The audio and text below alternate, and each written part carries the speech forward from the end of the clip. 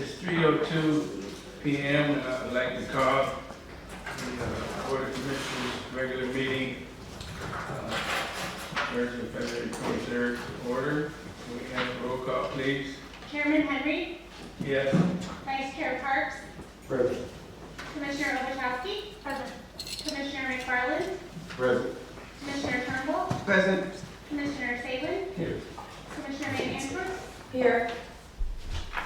Thank you. Can we get approval for the agenda? So moved. Second. Then properly moved and second. Roll call. Chairman Henry, Yes. Vice Chair Parks, Yes. Commissioner Ovechowski, yes. Commissioner McFarland, Yes. Commissioner Turnbull, Yes. Commissioner Salin, Yes. Commissioner Van Antwerp, Yes.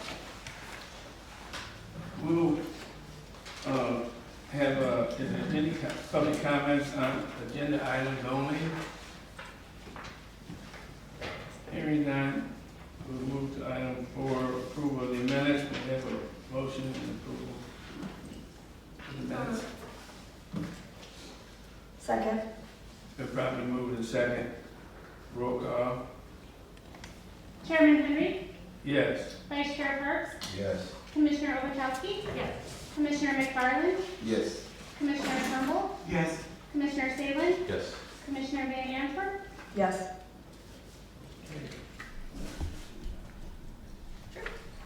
All right, so to kick us off, we have Chris Schritz here from Baker Tilly. He's going to give us a presentation on our Steer Place renovation and just some of the work that Chris is doing with us. Welcome, Chris. Good afternoon. Hello. Let me see if I can. Down. There you go. Okay, here I am. I'm official. Good afternoon. Hi, my name is Chris Tritzis. I'm with Baker Tilly and try to give an update on some of the passenger stair place that we're helping augment the Housing Authority on. So I work with Baker Tilly. Baker Tilly, some people may or may not know, it's actually a tax and audit firm. I mean, I think we topped 1.7 billion of tax audit, and then we actually do a third component of consulting. And consulting actually hits many different components. It is new market tax credits, historic tax credits, energy credits, TIF, opportunity zone, and there's a category of affordable, and we sit within the category of affordable housing nationally. We actually have done over probably $1 billion of affordable housing, working with clients and getting and securing those funds. We do all the applications and modeling and helping connect with the investors for developers, whether they're nonprofits or for-profits or housing authorities. And then we also secure a lot of the other debt products and soft sources that could be used for a development, which typically an affordable could be anywhere from 3 to 12 layers of financing for the affordable housing realm. So Baker Tilly on the affordable side does a lot of RAD work with housing authorities and helping them convert out, in addition to integrating that with tax credit, which is really the financing sources for helping get projects completed. You know, we've done, as you can, I'm not a big verbatim read person, but as you can see, it's fairly substantial amount of units and working with groups all over the United States. We work a lot with big, medium, and small housing authorities nationally. We're coast to coast. I think right now we probably are working on 20,000 units of RAD nationally, and probably another 50% of that in affordable solely only. As you can see, we're also, I think we're working with Washington D.C. as well as Oakland. And so the group that I sit in sits underneath the tax credit on the consulting side. So we've got one group that does all the application for all the debt and the equity, but then I was presenting at NARO about 5 years ago. We came, after the presentation, a lot of housing authorities came up to me and said, hey, we find a lot of challenges where when we partner with other developers, that we're maybe not getting the development fee splits, maybe we're not getting enough cash flow, the ownership, and having to guarantee and provide capital and provide all this stuff. So it was clear that there might be an opportunity to help housing authorities self-develop, and that's really what the nexus of that was. And so we are working like I said, coast to coast and all the way down to Texas on housing authorities, how to help self-develop and how do we do that. You know, my background is educationally, I've got a Bachelor of Architecture, majored in structural engineering, an MBA in finance, international business, and then I went to law school for real estate. So from a perspective of understanding a lot of the components that go into these projects, being able to work with your design team, work with your construction team, work with your legal team, to be able to work through and culminate all those third-party stakeholders, internally and externally, to manage what, at the end of the day, is a complicated development process. And so we've got a team of people on our staff that were former architects, were former contractors, worked at IDA. We've got an individual that worked at IDA for 5 years that did all the design, construction, environmental on staff.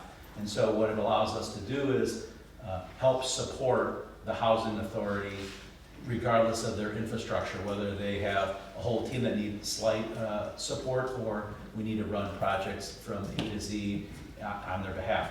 We don't own, we don't particularly manage, we support, and so that's one of the benefits and values of supporting the housing authority, to teach them how to self-develop. And so, you know, and we also, you know, we work with our healthcare group we do assisted living facilities and clinics nationally. We work with our tribal group on developing like dental clinics and stuff. So we're really about the sticks and the bricks on the development side, and then our application side does all the financing. So collectively, you know, we support the full development cycle.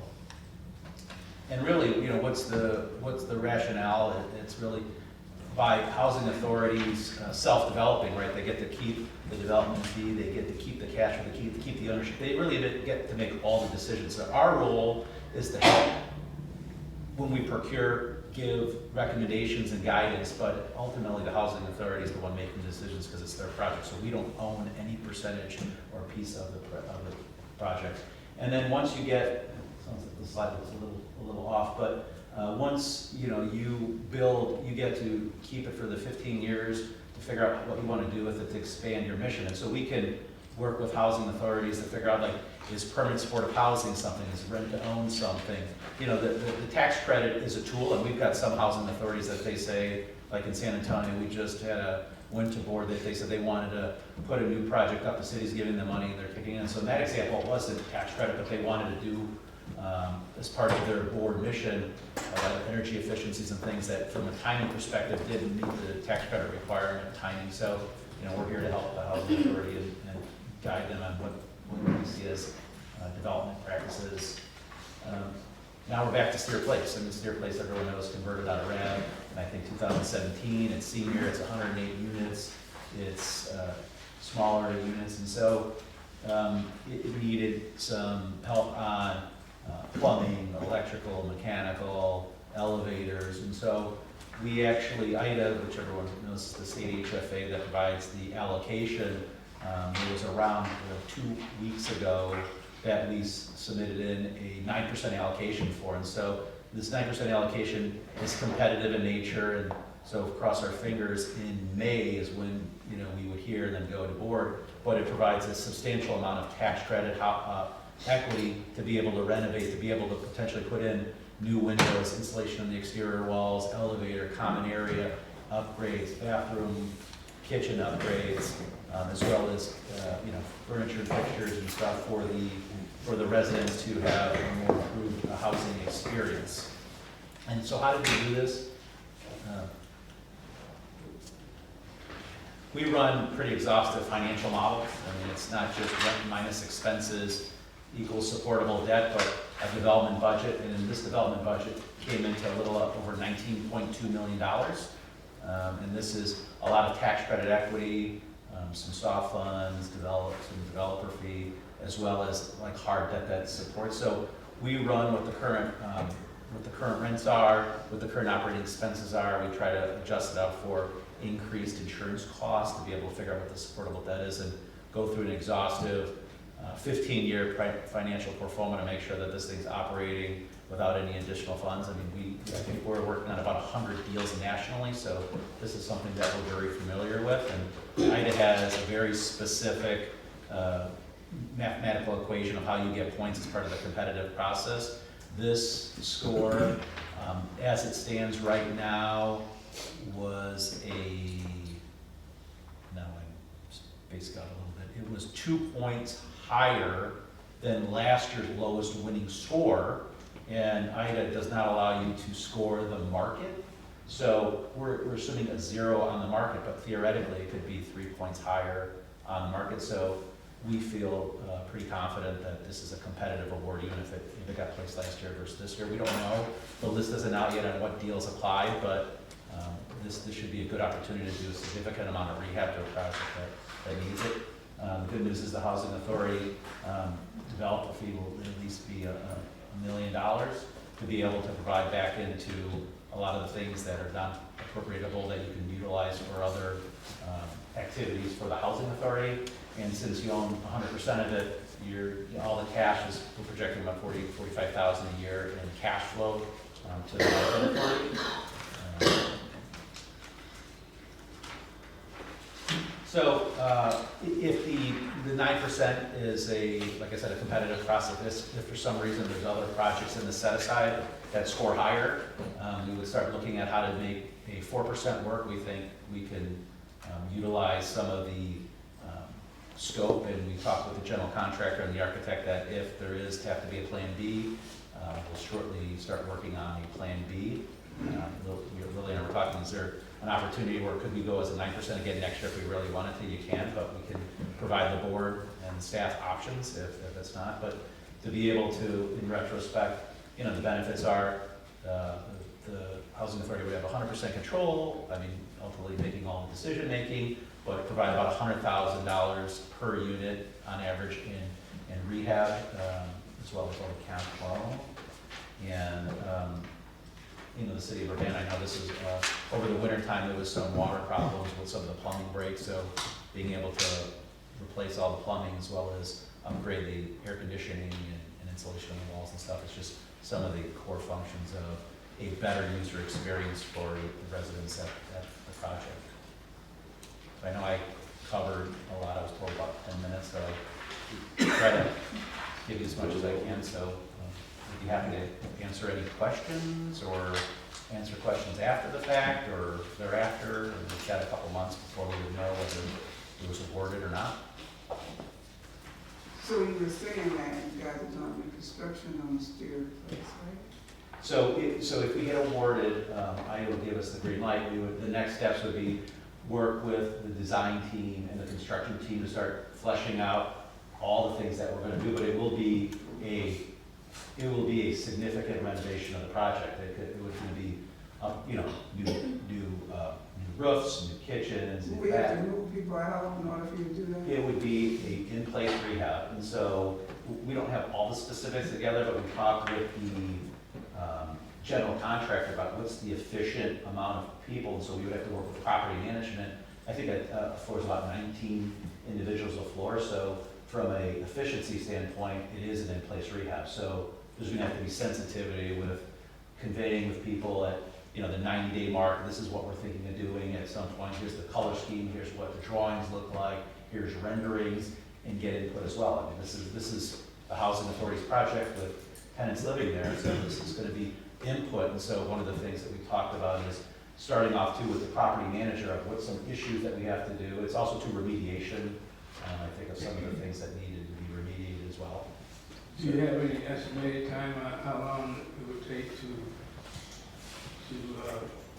rehab each unit? How long you have to be in each unit? So when we talked with the contractor, because they need, in the perfect world, they would say, we want all the units, and then the property manager said, we'll give you one unit, and so it's somewhere in between. So the turn, or how many units would be down as part of the renovation, is 19, and they said it would probably be, including move-ins, move-outs, probably 8 weeks per turn of those units. So hopefully every 8 weeks, the units would be renovated to how we think they're going to be renovated and move people back in. And so overall, the entire duration should be approximately 14 months for the whole project.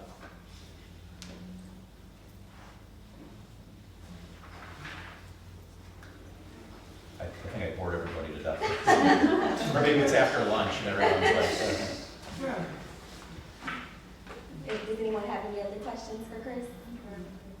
No other questions, just thank you for presenting. I didn't fall asleep and I thought it was very intriguing. Thank you. Well, thank you, Chris. Thank you very much.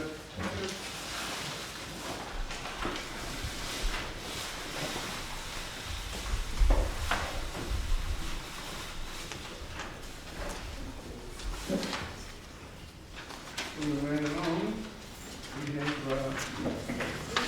under new business, we have a resolution, resolution 2301, approval and ratification of a consulting agreement between the Housing Authority of Champaign County and Electric Consulting.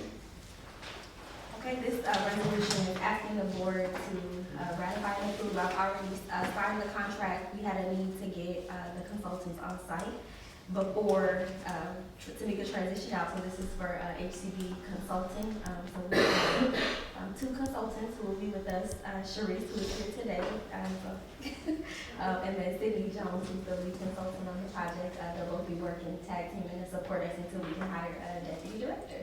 And so this is just asking the board to approve and ratify the contract for that. Okay, I've already read the resolutions. Can I get a motion for approval and a second? I move that we approve the ratification of the consulting agreement between the Housing Authority of Champaign County and the consultant. I second. I think I heard a motion and a second. Can I have a roll call, please? Chairman Henry, Yes. Vice Chair Parks, Yes. Commissioner Ovechowski, Yes. Commissioner McFarland, Yes. Commissioner Turnbull, Yes. Commissioner Salin, Yes. Commissioner Van Antwerp, Yes. Okay, thank you. Mr. Chair, did we do the minutes yet? Item number 5. I think we missed that. Okay. Did I miss? I want to make sure we didn't pass by those. Did you approve it? Yeah. Or did you get the Yes. approval? Yes. We did? Yes. Oh, okay. Oh, yeah, I put down yes, yes. Okay. Gotcha. Thank you. Sorry to interrupt. Not a problem. We have another, we need to get a motion and approval for approval of a company vehicle policy. Okay, so we have updated our employee handbook to include a vehicle policy, because we have trackers on our fleet of vehicles. So we had to have employees who operate those vehicles sign and acknowledge that we do have trackers on those vehicles. We're just asking the board to approve that change to our employee handbook. How many vehicles do we have? Oh. A lot. I don't know, what do we have here? Do you know off the top of your head? 712. Yeah, so we just updated and put trackers on our entire fleet. And so. Joby driver. Joey drives. Yeah, you know, we gotta keep it warm. We gotta keep our good eye on Joey. Y'all see me in LA, y'all. Okay.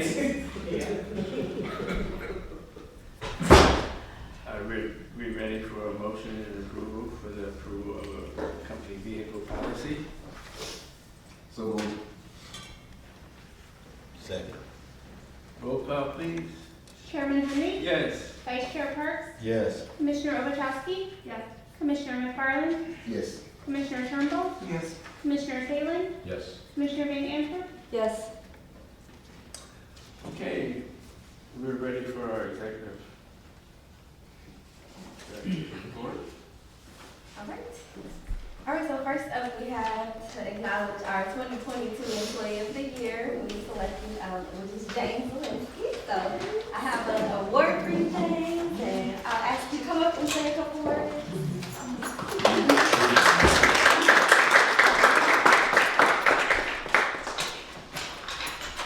So here's the beautiful 2022 Employee of the Year. And thank you. I want to put this on the chair real quick. I don't know about this.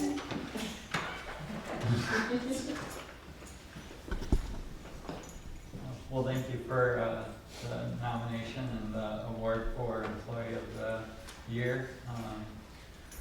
Wow, I can't thank you enough for it, and I definitely can have the support and everything from Stephanie and the rest of my team. And it's definitely not a team effort with everyone around here in each department throughout this past year through our emergency housing vouchers and our new program through our supportive services. It's definitely been a lot for working with all of our clients and all of our different programs and working alongside each other. I wish I could break that thing in 47 pieces to give to everybody of all of our staff here. I don't say that to be cheesy. And I know, I hope Miguel gets something too, because I know I've been bugging Miguel so much the past years with how much money I've requested from him to help our participants. And I don't think counting gets thanked enough, so I just want to keep on throwing that out there. Especially Jean as well, for all the support that she's offered me. So thank you again for the award, and so thank you. Thank you, Jane.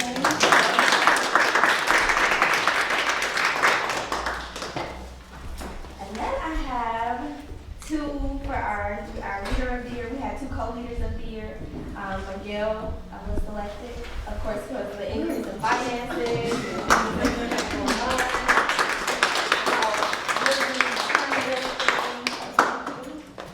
So we have this really nice award, leader of the year for you. And you can say Thank you so much. Thank you for this award. Must be doing something right.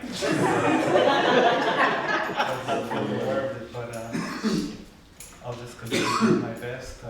I want to thank Lily and before her, Mr. Northern, for the trust in me. I took this position and I had very big shoes to fill from Matt Gerard. So I'm trying to do my best, and I appreciate the support that I get from everybody. Thank you. Thank you. And then our final, which is Stephanie Burnett, who's our director of NCW. Our NCW department, of course, has had a lot of growth this year and a lot of positive things happening. I'd just like to say thank you for the nomination, the recognition, kind of following behind James. Like, it's definitely a team effort. James is my right hand. Our department wouldn't be as successful as it is without him. He has my back because, as Lily said, our department has grown so much.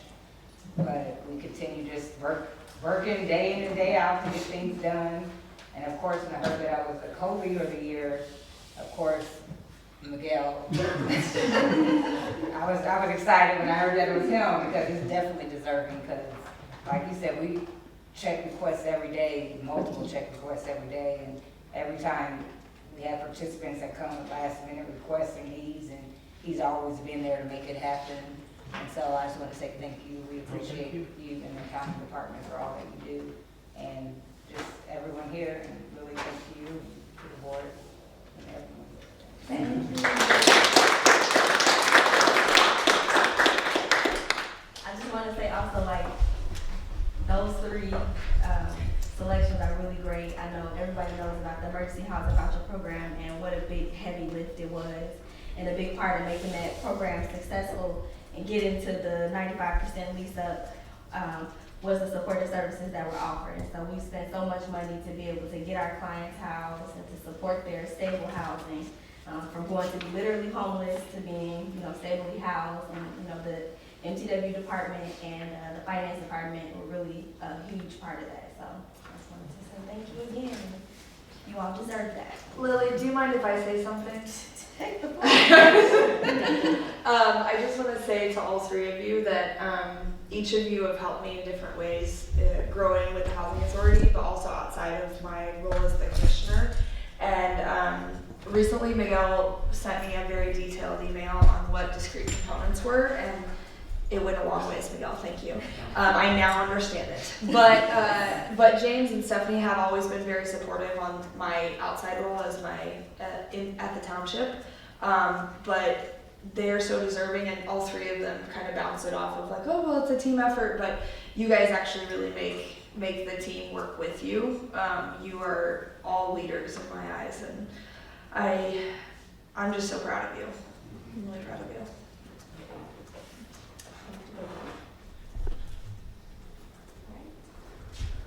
And we have Alkila, who is our champion of the month. She's also our receptionist, so she might be covering the front desk. I want to have us come back to her. We'll have somebody grab her, and then we'll circle back. And then our next recognition is our student, our youth bill member of the month. We're changing that to member of the month. And it's Brian. He has to give a 10-minute speech.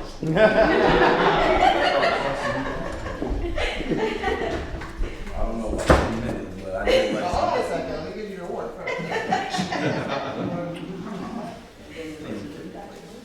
Oh, 10 minutes or keep it at 15? Right. Excuse me if I'm looking down, I wrote my little speech on my phone. Good morning to everyone. First, I would like to say thank you to the Housing Authority for allowing the leaders to make this program. I would also like to give thanks to the teachers and the staff for giving me and others a chance to further our education.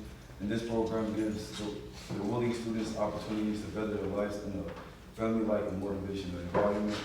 And I just want to thank you all again for giving me this chance to further my education. Thank you, Brian.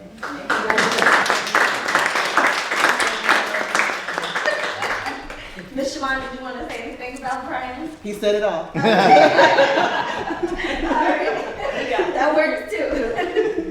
All right, we can go into some activities and updates and stuff like that. Rebecca, young lady, you want to get from the front desk just come out? Yeah, are you? I texted her. Andre, are you gonna go to that? And then we'll go back to Alkila. So first up, I'd like to congratulate Commissioner Salem for earning his NARO Commissioner certification. And so just a little bit about the certification is it demonstrates that an individual has the knowledge, skills, and ability necessary for the following: understanding their role as a commissioner, advocating for affordable housing in their community, establishing an ethical workplace environment, and setting ethical standards for their agency, understanding and applying principles of the board governance, and defining the commissioner's role in the agency policies, as well as their role in oversight and monitoring of agency finances. So congratulations to you for completing this. And I encourage all of our commissioners to pursue this certification if you desire. All right, can we go back to Alkila because she's here now? All right, congratulations to Alkila for being selected as our neighbor champion of the month. And Dina is actually her supervisor, so I'll let Dina say so. Yes, so Alkila was actually nominated by 2 people. Just what a great job she has done since she came to us. She is great with clients, she's great with coworkers, she's just been wonderful. So I'm very, very glad that you're here with us. And also, I like to say that when you come to the Housing Authority at the front desk, if you've noticed how decorated it is up there for holidays and things like that, that's also Alkila. So thank you for making us a little more festive. Of course. Thank you all for making me feel comfortable and welcoming with open hands everybody, from attendants and the co-workers, everybody. I just really appreciate everybody. And also, she's very professional. I've come there many times. Yeah, and she is very professional. We have a certificate and a champion of the month for you. So congratulations. I asked her a couple of times, really, she was so professional. I just went and asked her, I said, you got family here? Because she looked like some people I might know. And then I was like, oh my God, she's related to the criminals. And those are very high-tech people with jobs like in construction. Yeah, and that was good. All right, moving along. So Maple Grove renovation. Just kind of wanted to update the board again. So as you know, we've received $675 from Champaign County to renovate Maple Grove, another $650 from the HHI consolidated application.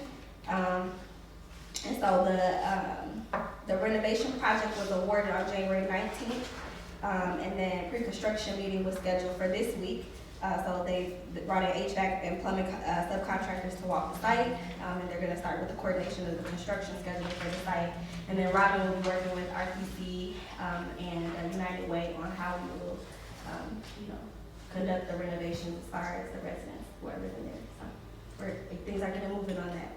And that's another project that really needed some support, really needed help, especially on the plumbing side. So we're excited to be able to get most of the funds that we need through the ARPA allocation as well as the city's consolidated application to be able to make that renovation possible. I just want to give the board an update on that. Willie, do we have what's the total amount for that renovation, or estimate? About 1.3 million. So it is in that, okay, Mhm. got it. So we've gotten pretty close to getting all of those renovations covered through Awesome. alternative funds. So that's really awesome that we were able to raise that money last year. Also Pioneer, we are getting closer and closer. We're almost there. I'm laughing at Siobhan. She's like, I'm not ready to go. I'm not ready for you to go. So, they're getting closer and closer. They have walls up there now. So the electrical, they've been working over the last couple of weeks to get that up and drywall. And so I actually went there last night. And it's looking really good. So they're just about done putting up the drywall. Just got to get through the painting. We've already got furniture ordered, so we should have our youth build program partially in there pretty soon here. And I say partially because they've got a really good group. It's 32 students on this cohort, and so there's no way we're going to be able to fit all 32 of those students over at Pioneer. So we will still have some students here. And some classes being run here and then some in Pioneer. The next couple cohorts though will get smaller.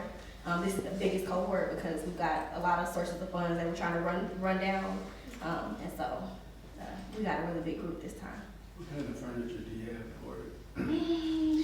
We got it from Staples and, It's just like office furniture, some classroom furniture. Okay. yeah. And we ordered it a while ago, so. Yeah, it's in the store too. Yeah. Also wanted to notify the board that we were awarded the FSS grant, and so we actually increased, again, because of the work that our SHIP department, our MTW department has done. They have signed up so many clients for the SHIP program that we were eligible for a higher award amount, and so we went from about 70, I think it was it 72 or 70, I put 79, so we went from 72. And this current award is $109,000, so that's really cool. And we'll be hiring an additional part-time coordinator for the SHIP program. And that will help us enroll even more people to push them towards self-sufficiency. And then based on our strategic plan, some of the things that came out is just kind of analyzing and assessing workflow processes and how to make HACC run more efficiently. So we'll be conducting an organizational assessment over the next few weeks. So we are going to be working with Milrod and Associates to get this done, and they will be on site sometime in next week or to work with the staff and try to get a better understanding of how we do the work that we do, so we can make it a little more efficient. I was also appointed to the Champaign Police Department Youth Force Review Board. So I had my first meeting last Saturday. I had to go through an 8-hour training with them and go through like the use of force simulator. it was interesting. And then I'll do a 4-hour ride along with the police officer next week. Oh, really? Yeah.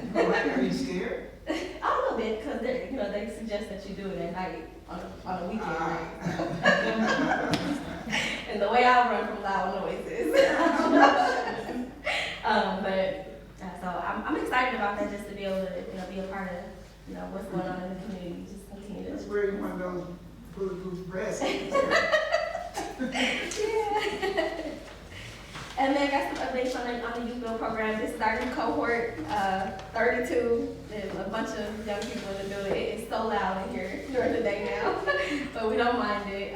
So we got a big group this time. I think they had you guys probably interviewed like over 80 students for this cohort. We brought 50 into mental toughness, and then 32 made it for the finals group. So 67 total high school diploma credits earned so far. So they got started in February, so they're rolling. We're getting starting to see some numbers. 2 of 8 NCCER modules completed. And then coming up, they have OSHA certification next week. And then there'll be a graduation on August 5th, 2023. So we're just giving you the date ahead of time. They had a vision board project that Siobhan just provided some pictures for. This is kind of like what they started out with, just kind of getting the young people to start thinking about their futures and what comes next after you build. They're only with us for 6 months, so I'm just trying to get them to get focused on the future. And then yesterday, we don't have this up because I'm sure this will be in next month's board packet, but yesterday they put on a Black History Month play for the entire agency, so we got to see their creative side. It was very fun. And then just to update that I attended a rental housing support program meeting with Erin Ammons, our county clerk, and that was on January 31st. So we met with Central Illinois county clerks and housing authorities to talk about the RHS program and how we can increase those funds to come to our county. We found that Champaign County is actually like one of very few who are receiving funds from the RHS program, and we do receive that through our reentry voucher program that's through the state. So we're trying to figure out how to maximize those funds and working with the county clerk's office. And so I'll keep the board updated on what comes of that. So you said the RH funds, what funds are those? Rental housing support program that comes to Ida. Okay. Have we ever had that before? We have a grant, which is the reentry housing support program, and that is a part of the RHS funds. And so, we don't get it. That's how we get the money here in Champaign. And altogether, we've been awarded about $900-some thousand total. We've probably spent about 120 of it. Part of the reason why we're not able to maximize that grant is because referrals come from the Illinois Department of Corrections. And so if we don't receive referrals, we're not able to, house people. They had a lady had called me a couple days ago and said there was 2 houses on the mill down by MTW bus station. They've been empty for a long time, and why was the housing so they might not be interested in purchasing them and trying to wait outside to talk to her about that, because I don't have nothing to do with that. But she so did you know anything about those 2 houses being empty on the mill, about the transition or something? They've been there for a long time, so I don't know, you can look into it if you're interested in it. I don't know too much about that, but I can. Yeah, okay. Yeah, so we attended that meeting. Also, Titika presented at the Champaign Real Estate. What is the name of the group? I'm sorry. Champaign County Association. Yes, Champaign County Association of Realtors. She presented. Tamika said, thank you. She presented, and I heard she did a really good job. So at their landlord seminar, and so we were really excited to be a part of that. There were over 100 people in attendance there, so that was really good. And then I just included for the board all the upcoming national conferences, and so just for you to review. I know the ones that are coming up soon are the DC and then the MTW conference, and so just wanted to make the board aware of that. So that's all I have, and if you have any questions for me, I can take those. Thank you very much for that. That detailed report. As usual. We are now ready for our operations report. And I think this is financial report.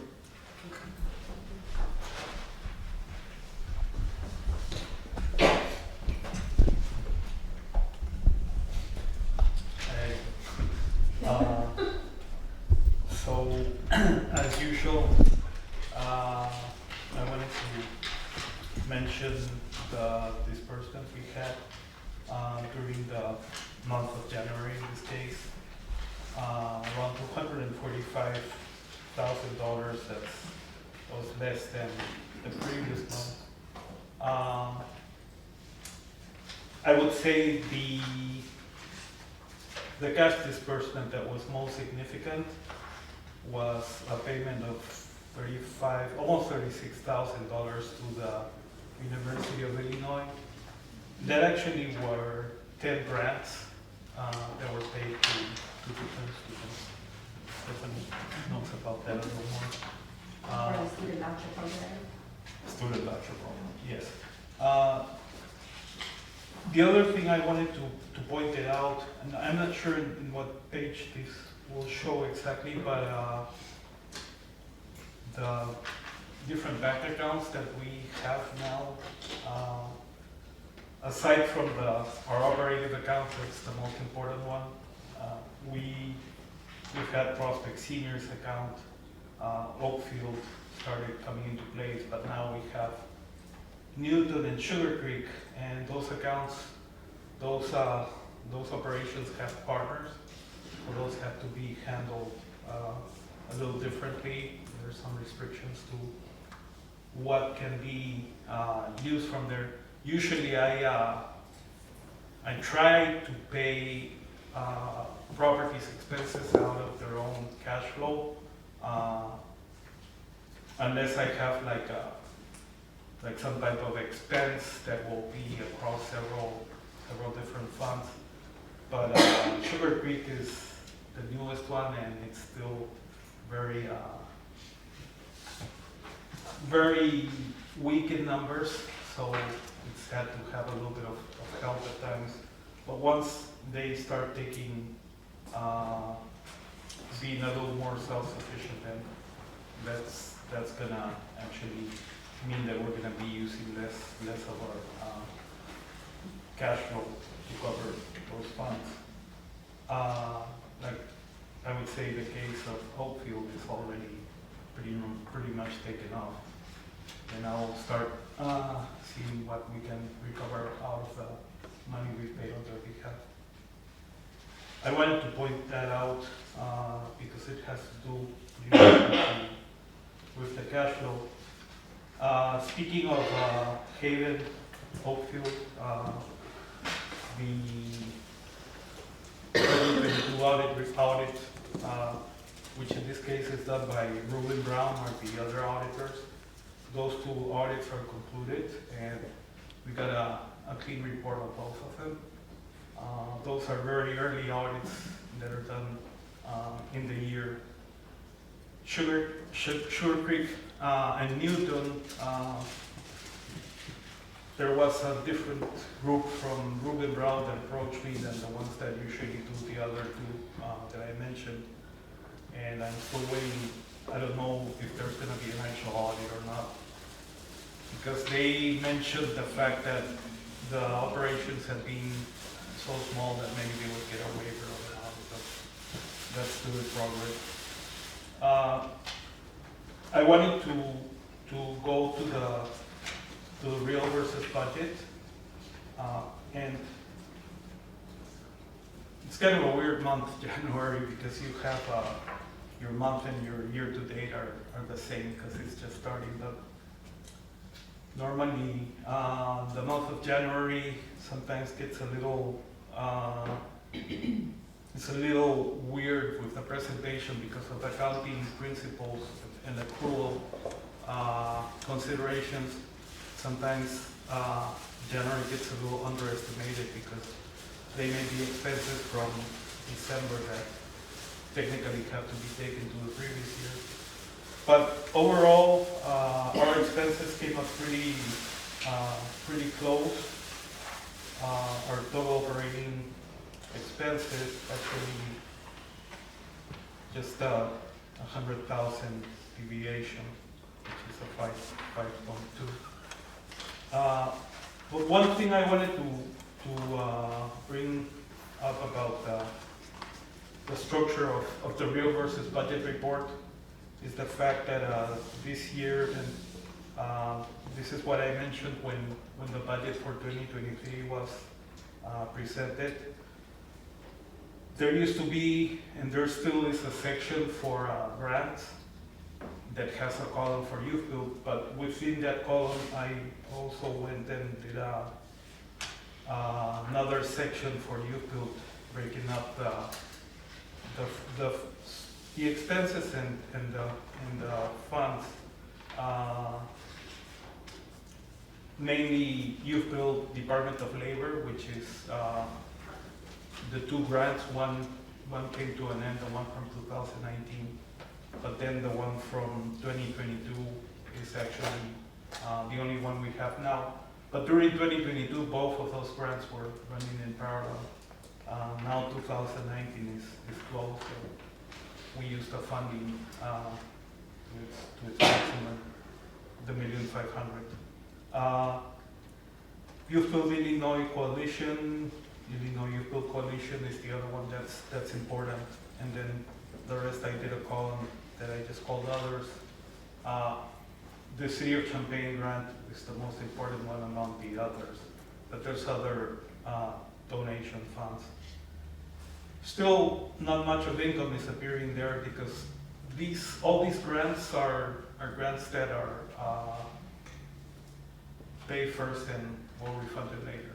So actually, I prefer not to anticipate the reimbursement, although I see it, especially in January. But I do have a record of the expenses, and like I said, this section for you two will consolidate in one column of the section for grants. So that was what I wanted to mention about the real purpose budget. I don't know if anybody has any questions. You said something about the new place, is different with the bank that we use or something? For youth build? No, not youth build. You talked about, the new place about the bank. You still using the same bank from the old, Yes, we have, well, mainly, we use Hickory Point Bank yeah, for the majority of our accounts. We have Chase for Oak Trace and Maple Grove. But what I meant is we do have different bank accounts among Hickory, yeah. But definitely that's the bank that we bank the most, and I do think also that we must be one of their most important customers. oh, yeah. Judging by the way they treat us. So we couldn't have the same bank for the other one either? We gotta have two different banks? Well, I think it would be possible. I can't really tell Do you. we have like two different banks, like does each bank have a different set of interests? Do Hickory Bank give us a good price on interest? I would say mostly, I can't really answer the question as to why we use Chase for Oak Trace and Maple Grove, because that's something that I found already. There may have been a reason for it, but certainly we could work with Hickory in both of those. Yeah, accounts. I'm wondering why. Yeah. I mean, we have Chase is also the bank that offers our credit cards. Mm-hmm. But I agree. I mean, They give us a definitely- good interest rate, just to think we would give all this stuff to them because it's up to the levy, but I was just concerned about it. And also what we represent to Hickory, and I mean, Chase is a much bigger bank, so sometimes we kind of get lost in the, among their, what we represent for them and what we represent for Hickory. It could be very well be a good idea. Mr. Hanson, did you know the reason why we had a couple of different banks? A lot of times it's just to kind of keep it spread out so that you're not having everything in one place. HUD encourages that typically. Kind of like having a diversified portfolio. Correct. Oh, really? And I know in the past there was one bank, I remember this is years ago, but HUD had a deposit agreement that they required the banks to sign off on. And you had a previous bank that was unwilling to do it, which was kind of the lead-in for using Hickory Bank. They were willing to do it, and the old bank wasn't. So I know that was the impetus behind moving it to begin with, so. And I also forgot to mention, for the Enrichment Foundation, we use Busey Bank. Okay. Thank you. Okay, is there any other questions about the financial report? If there isn't any, I'd like to entertain a motion for approval. And a second. So moved. Second. moved in second, roll call, please. Chairman Henry, Yes. Vice Chair Parks, Yes. Commissioner Ovechowski. Yes. Commissioner McFarland, Yes. Commissioner Turnbull, Yes. Commissioner Salin. Yes. Thank you. Is there any public comments on non-agenda items? Hearing none. We do have we do have a meeting for closed session today, so like that, make a motion for approval and a roll call on closed session. Motion should be to go into closed session for item A, personnel, hiring, firing, and continued employment of a specific employee. You need a motion, right? So moved. Please. I move that we go into closed session. Oh, did you? Oh, okay. Second. Okay, roll call. Chairman Henry, Yes. Vice Chair Parks, I think so. Commissioner Ovechowski. Yes. Commissioner McFarland, Yes. Commissioner Turnbull, Yes. Commissioner Salin. Yes. We're back in open session. It is 4:30. All the commissioners are present with the exception of Commissioner Antwerp. During closed session, we discussed personnel. And at this point, we would need a motion to approve a couple items here. One, a 6% salary increase for Ms. Walton. It'll take her to $181,472, retroactive to January 1 of 23. A 4% bonus for completing the EDEP program.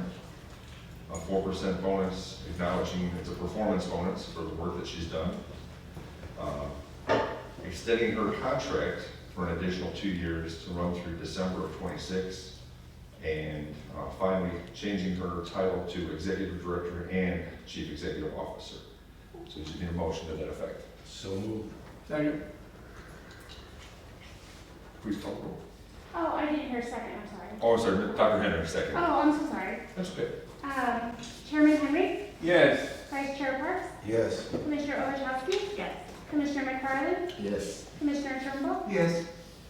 Commissioner Salin. Yes.